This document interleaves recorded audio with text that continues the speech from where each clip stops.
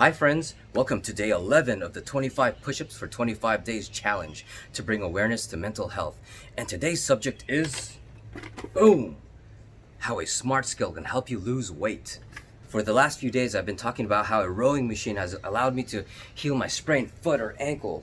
And actually today I'm off the ankle strap and I feel about 99% recovered.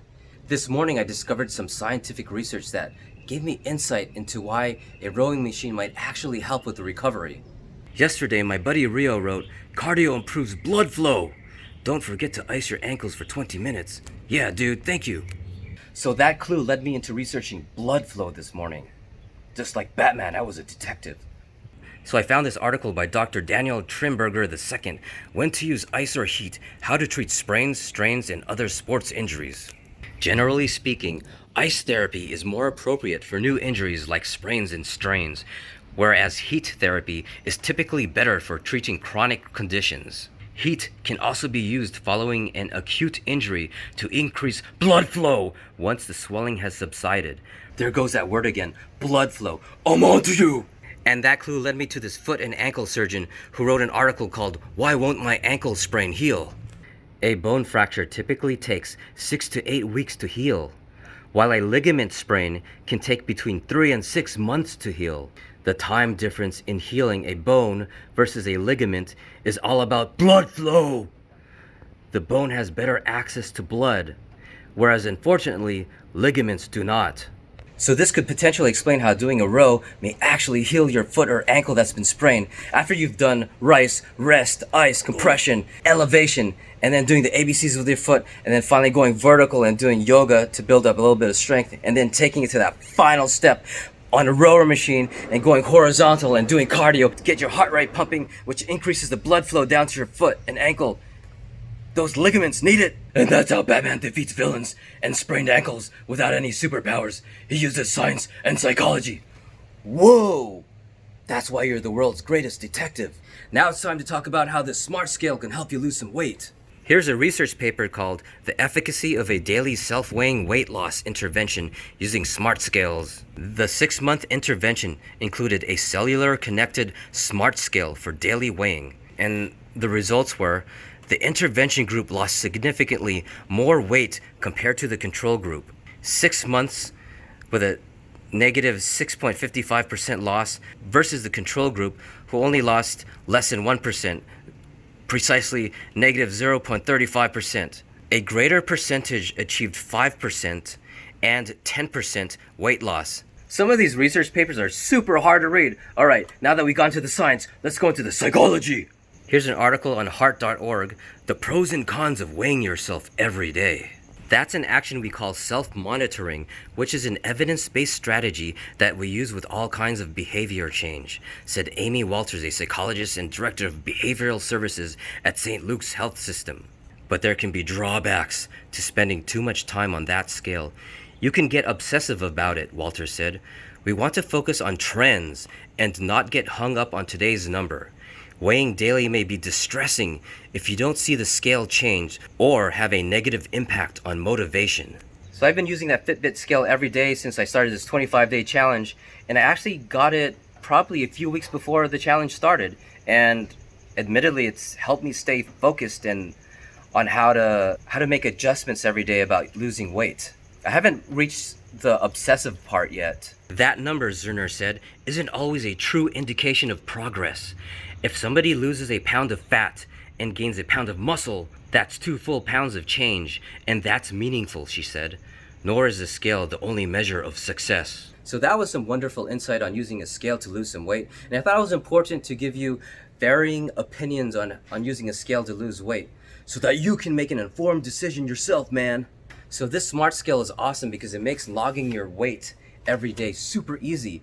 Instead of having to type in numbers and stuff like that, all you do is step on the scale and then it connects to the Wi-Fi or Bluetooth, and then it just syncs with all your devices. I guess I have the Fitbit watch and the Fitbit scale, so it's all part of that whole ecosystem, but I'm sure any smart scale will be fine.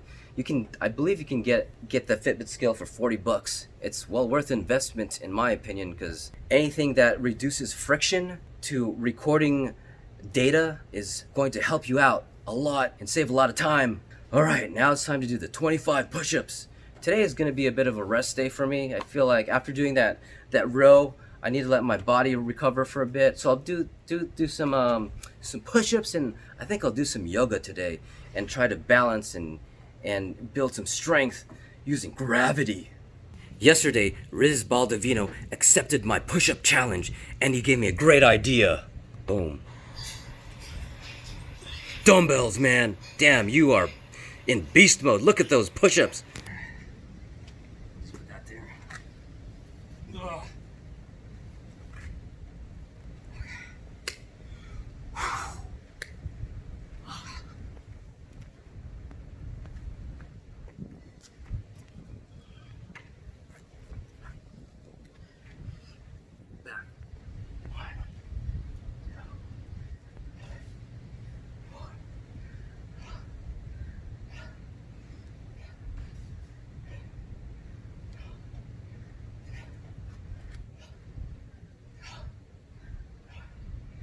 Wow, 13, 14, 15, 16, 17,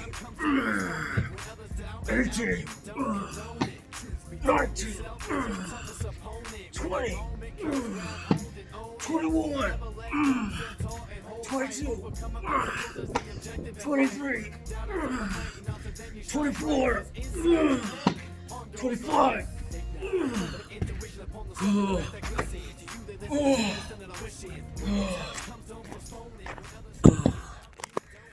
Oh my God, just a 1% improvement every day can compound over time and to lead to significant results.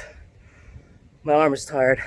Okay friends, next up is yoga, and I think it'll be great to have a third data point to see how many calories you actually burn during yoga.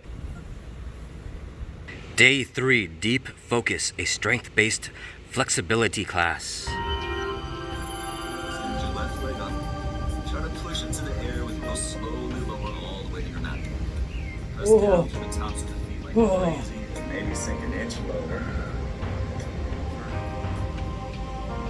Lift it back around if you can. And just steady. Find a point to look at that's not moving. Make sure you're not holding your breath at all.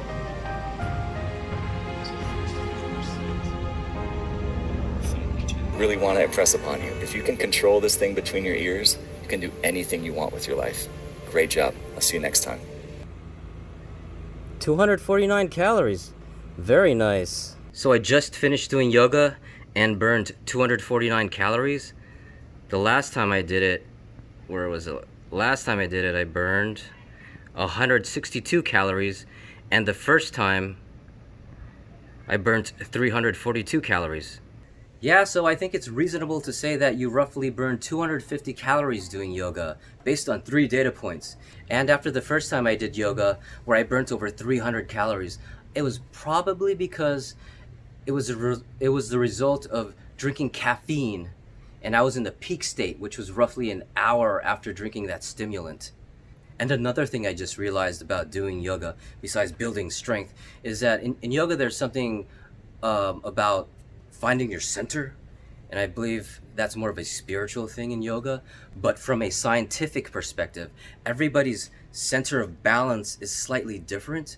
So I think by doing yoga and getting in touch with your body and how it balances, putting yourself in very difficult positions, you really, over time, I think, hone in on where your center of balance is. Yesterday we mentioned that the Earth's mass is super huge, so its gravitational force is going to pull these smaller objects down to it. So while you're lifting weights in between it, besides the force of gravity, you're also dealing with your center of balance. And the more precision you have with your center of balance, the more control you'll have over lifting weights and being able to do things like backflips.